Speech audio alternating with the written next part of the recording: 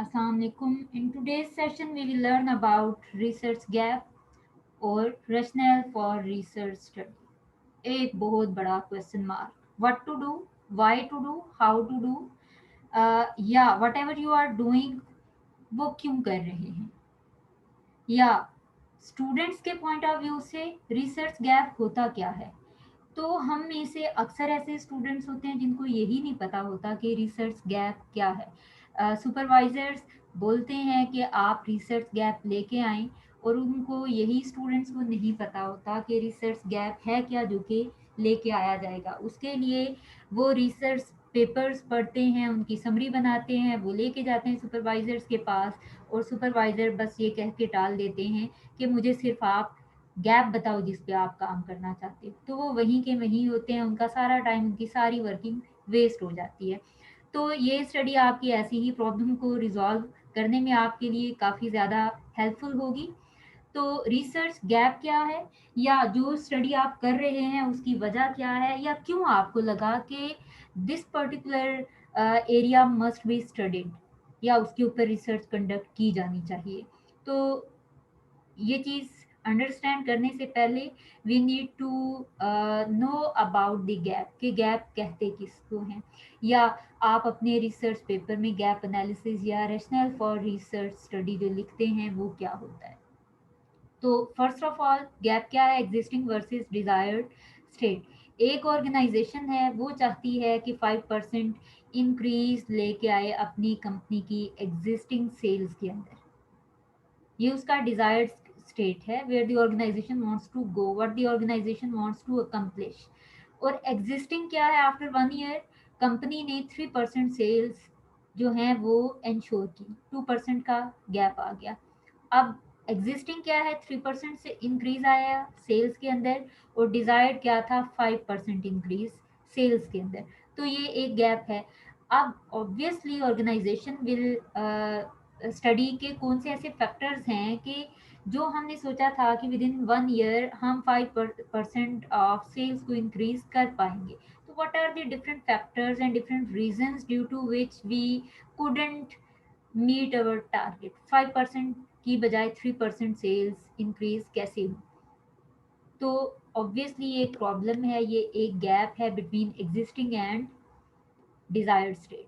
तो ये एक एक्सप्लोर करने वाला एरिया जिसके ऊपर obviously organization will conduct a research in order to know the factors जिसकी वजह से सेल्स 5% इंक्रीज नहीं हो सकती हैं. और नेक्स्ट टाइम क्या होगा, ऑब्वियसली ऑर्गेनाइजेशन उन फैक्टर्स के लिए, उन प्रॉब्लम्स के लिए सोल्यूशन प्रोवाइड करेगी. अगर उनको लगता है उनका प्रोडक्शन डिपार्टमेंट ठीक नहीं है, प्रोडक्शन कैपेसिटी उसकी उतनी नहीं है जितना कि उन्होंने जिसकी बेस पे एक गोल सेट किया था, तो फिर ऑर्गेनाइजेशन क्या करेगी कि अपनी जो मशीनरी है उसको स्पीड अप करेगी. अगर उनको लगता है कि एक्सपर्ट्स उनके पास नहीं थे, या उनका जो डिलीवरी सिस्टम है, जो सप्लाई चेन है, वो इतना ज़्यादा इफेक्टिव नहीं था कि इन टाइम जो है वो डिमांड तो क्रिएट कर ली गई, लेकिन इन टाइम आप अपनी प्रोडक्ट्स को, अपनी फिनिश्ड गुड्स को मार्केट में अवेलेबल नहीं कर पाए, जिसकी वजह से उतनी सेल्स नहीं हो पाई जितना आप एक्सपेक्ट कर रहे थे.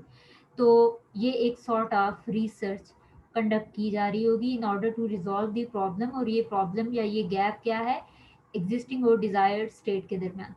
सेकंड जिसको हम गैप कहते हैं, that is what is not done. Research में हम देखते हैं कि एम्प्लॉय एंगेजमेंट है, सपोज उसको इंक्रीज करने के लिए ऑर्गेनाइजेशनल फैक्टर्स को स्टडी किया जा रहा है, ऑर्गेनाइजेशनल पॉलिसीज को स्टडी किया जा रहा है, इसके अलावा सुपरवाइजर्स को स्टडी किया जा रहा है, लेकिन जो एक इंडिविजुअल के पर्सनल फैक्टर्स हैं उनको स्टडी नहीं किया जा सकता, कि वो बाय ट्रेड ही किसी काम में इंगेज नहीं हो पा रहा है, या the person is not liking his actual job, जिसकी वजह से he is no more engaged in the job. ठीक है. तो अब ऑलरेडी जो एग्जिस्टिंग लिटरेचर है वो आपको डिफरेंट फैक्टर्स, ऑर्गेनाइजेशनल और supervisor related factors as a reason for decreased employee engagement बता रहा है. तो आपने देखा कि पर्सनैलिटी को या पर्सनल फैक्टर्स को as a reason for employee engagement study नहीं किया गया. तो this is what is not done yet. तो ये एक ऐसा एरिया है जिसके ऊपर स्टडी की जानी चाहिए, तो ये एक गैप है।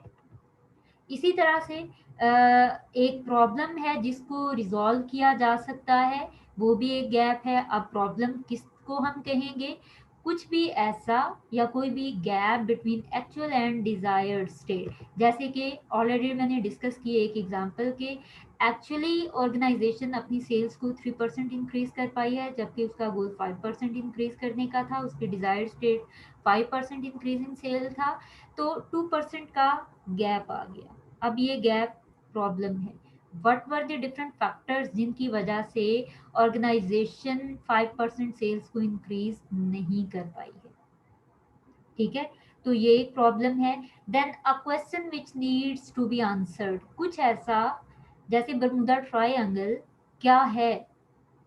वो है क्या कि एक स्पेसिफिक डिस्टेंस से कोई भी चीज गुजरती है तो उसको अट्रैक्ट करता है, वहीं पे वो गुम जाता है। ये क्वेश्चन मार्क था कि ये है क्या ऐसा यहाँ पे। उसको फिर स्टडी किया गया, डिफरेंट फैक्टर्स देखे गए, क्या हो सकता है, ये क्या नहीं हो सकता, उसको एक्सप्लोर किया गया। ये क्वेश्चन मार्क था जिसको आंसर किया गया कि yes there is a Bermuda triangle, और उसके ऊपर आपने काफ़ी ज़्यादा स्टडीज पढ़ी होंगी कि वो क्या चीज़ है। इसी तरह से एरिया ऑफ इम्प्रूवमेंट, कि अगर ऑर्गेनाइजेशन की प्रोडक्शन कैपेसिटी भी अच्छी है, प्रोडक्शन डिपार्टमेंट एफिशिएंटली परफॉर्म कर रहा है, जितनी प्रोडक्शन चाहिए उतने यूनिट्स प्रोड्यूस कर रहा है, मार्केटिंग डिपार्टमेंट भी एफिशिएंटली परफॉर्म कर रहा है, देन सेल्स क्यों इंक्रीज नहीं हो रही? What we need to improve in this case?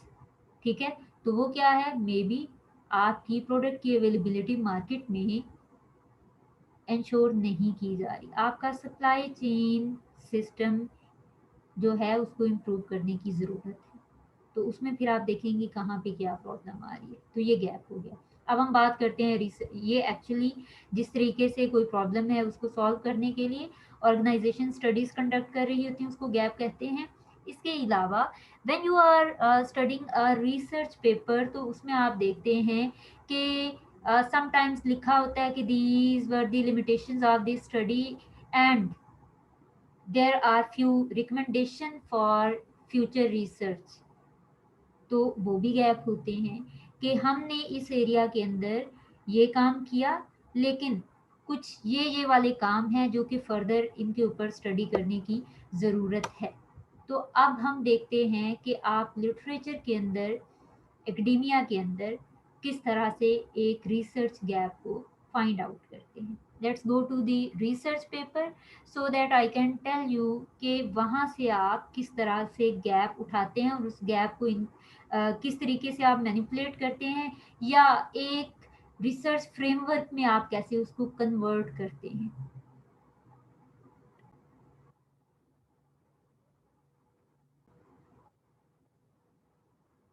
Okay, we can see here a research paper on employee engagement. अब ये आप देख सकते हैं international journal of human resource studies का है, 2019 में पब्लिश हुआ, सो रीसेंट है। तो हम इसमें से गैप को फाइंड आउट कर सकते हैं। The easiest way what I do is control F, search के लिए मैं फाइंड के लिए की प्रेस करती हूँ, और उसके बाद यहाँ पे मैं लिखती होती हूँ फ्यूचर। अब आप इसको एंटर एंटर करते जाएं तो it will show you wherever the future word is written in the research paper. और यहाँ पे आप देख सकते हैं, अब इसकी बजाय हमारा फोकस जो होगा वो ये है, रिकमेंडेशंस फॉर फ्यूचर रिसर्च। ठीक है, ये आपको मैं इजीएस्ट वे बता रही हूँ। वैसे तरीका ये होता है कि आप रिसर्च को पढ़ें, एक पेपर को, उसमें देखें उनकी लिमिटेशंस क्या हैं, उन्होंने फ्यूचर में क्या रिकमेंडेशंस की हैं, और कौन सी ऐसी चीज़ें हैं जिसके ऊपर फर्दर काम किया जा सकता है। लेकिन स्टूडेंट लेवल पे I think this is the most efficient way to find out a logical research gap from a research study। यहाँ पे आप देख सकते हैं, ओके, इस पैराग्राफ में again I will search future word. ये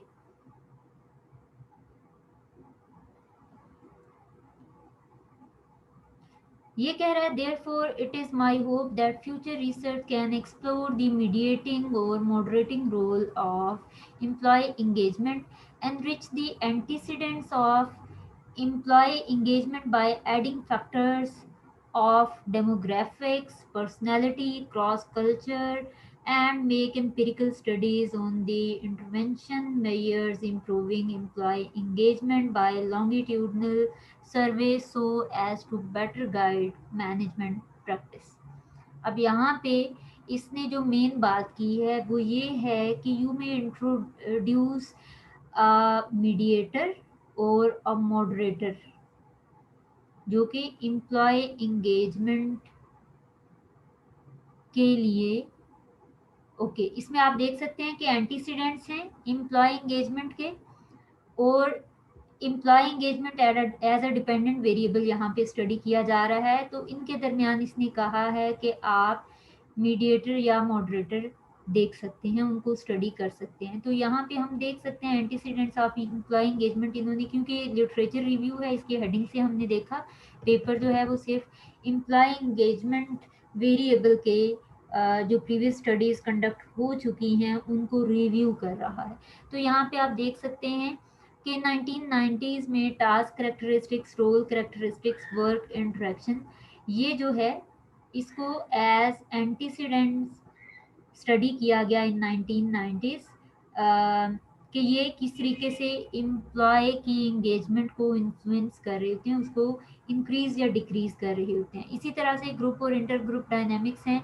इसी तरह से physical energies emotional energies insecurity outside life तो जैसे हम यहाँ पे देख सकते हैं इनसिक्योरिटी है सपोज जॉब इनसिक्योरिटी है तो इनसिक्योरिटी की वजह से ऑब्वियसली जो एम्प्लॉय है वो इंगेज नहीं हो पाएगा अपनी जॉब के ऊपर अपने काम के ऊपर क्योंकि उसका फोकस यही होगा कि मेरी जॉब किसी भी वक्त मुझसे छीनी जा सकती है मुझे किसी भी वक्त किक आउट किया जा सकता है फ्रॉम दी ऑर्गेनाइजेशन तो वो उस स्ट्रेस की वजह से अपनी जॉब में इंगेज नहीं हो सकता तो इनसिक्योरिटी अगर जॉब इनसिक्योरिटी एक एम्प्लॉय को होगी तो उससे उसकी जॉब इंगेजमेंट डिक्रीज करेगी अब यहाँ पे हम उसके लिए एक मॉडरेटर या मीडिएटर जो है वो स्टडी कर सकते हैं अब हम फर्दर देखते हैं कि एंटीसीडेंट से हट के कुछ और चीज़ इन्होंने स्टडी की है लाइक मीडिएटर्स या मॉडरेटर ओके ये इन्होंने एम्प्लॉय एंगेजमेंट के आउटकम्स पे बात की है ओके जैसे यहाँ पे है एम्प्लॉय प्रॉफिट एम्प्लॉय टर्नओवर हम इसकी बात कर सकते हैं कि जैसे हमने शुरू में अभी स्टोरी बिल्ड की कि job insecurity will decrease the employee engagement और उसके बाद एम्प्लॉय एंगेजमेंट कम होगी तो एम्प्लॉय टर्नओवर जो है वो इंक्रीज कर सकता है या हम यहाँ पे ये देख सकते हैं एम्प्लॉय परफॉर्मेंस जो है वो डिक्रीज हो सकती है तो इसकी बेस पे we can develop a framework. Okay, so in word, I would like to draw the framework based on the gap. यहाँ से शेप्स में जाके न्यू ड्राइंग कैनवस ओके जी डन यहाँ पे हमने बॉक्स लिया अब इसमें we need to write the job insecurity और ये लीड करेगी यहीं से मैं इसको कॉपी करके पेस्ट कर लेती हूँ टू सेव माय टाइम और यहाँ पे अब जॉब इनसिक्योरिटी अगर तो हायर होगी तो it will decrease the employee engagement ठीक है तो यहाँ से एक एरो मैं ड्रॉ कर देती हूँ इस तरह से ठीक है इसी तरह से फिर हमने पढ़ा कि एम्प्लॉय एंगेजमेंट जब ज़्यादा होगी तो it will obviously affect the performance of employee तो एम्प्लॉय परफॉर्मेंस यहाँ पे डिक्रीज हो रही है due to decreased employee engagement तो ये हमारा एक थ्योरेटिकल सॉरी एक जो फ्रेमवर्क है एक मॉडल है रिसर्च के लिए वो हमने यहाँ पे ड्रॉ कर दिया तो इस तरह से ये गैप है आप उसमें बता सकते हैं कि इसमें बताया गया है 2019 में जो रिसर्च स्टडी कंडक्ट हुई उसमें ऑथर का नाम आप बताएंगे, उसका पब्लिकेशन ईयर 2019 है, आप वो लिखेंगे और बताएंगे कि इनके अकॉर्डिंग जो है वो जॉब एंटीसीडेंट्स और सॉरी जो एंटीसीडेंट्स हैं ऑफ एम्प्लॉय इंगेजमेंट, उनके दरमियान मीडिएटर या मॉडरेटर का जो रोल है वो स्टडी किया जा सकता है। ओके, यहाँ पे एक बात जो कंसिडरेबल है कि इन दो के दरमियान मीडिएटर या मॉडरेटर कहा गया है। तो हमने जो एक लिटरेचर था उसकी बेस पे एक ही फ्रेमवर्क बनाया, लेकिन जो गैप है वो था कि इन दो के दरमियान मीडिएटर या मॉडरेटर होना चाहिए। तो हम यहाँ पे क्या कर सकते हैं, इसको हम इस तरह से कर लेते हैं ताकि हम गैप को फिल कर सकें या जो गैप है उसको इनकॉर्पोरेट कर सकें। उसके लिए what will we do is कि हम यहाँ से लेते हैं, सपोज जैसे मैंने बात की कि job insecurity will leads the employee to stress. तो यहाँ पे एम्प्लॉय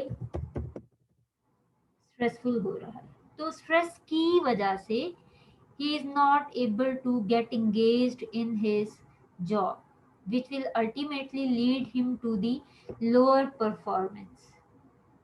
तो ये हमारा गैप की बेस पे एक मॉडल बन गया है। अगर आप चाहें तो आप इस तरह से इसको कर सकते हैं, वरना आप इसको निकाल दें क्योंकि हमारे पास सिर्फ मीडिएटर या मॉडरेटर को ऐड करने का कहा गया था। तो ये आपका रिसर्च गैप की बेस पे एक मॉडल रेडी है। Now you can work on it और ये आपकी रिसर्च स्टडी बन जाएगी।